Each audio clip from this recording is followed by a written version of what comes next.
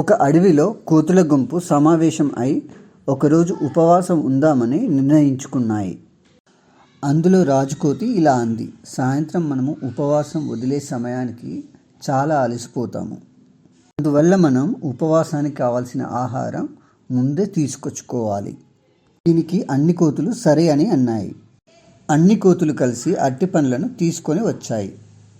ఇంకా ఉపవాసం ఉందామని కూర్చున్నావి. అందులో ఒక కోతి ఇలా అంది, నేను ఒక అరటిపండు చేతిలో పట్టుకొని కూర్చుంటాను. దానికి రాజు సరే అన్నాడు.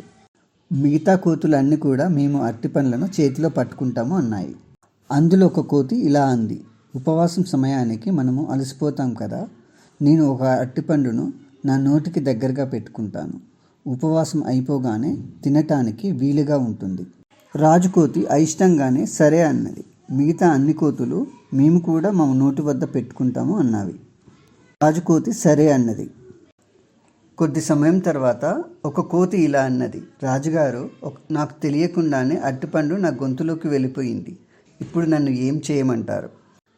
రాజుగారు, మీరు ఉపవాసం వదిలేసేయండి అని ఆ కోతితో చెప్పాడు.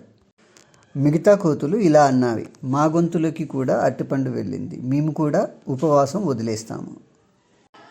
రాజుకోతి ఇలా అంది, ఉపవాసం ఉండటం చాలా కష్టం, నేను కూడా అరటిపండు తింటాను అని అరటిపండు తింటూ అక్కడి నుంచి వెళ్ళిపోయింది.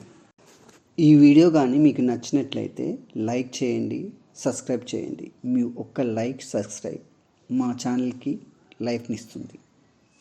ఈ వీడియో చూసినందుకు ధన్యవాదాలు.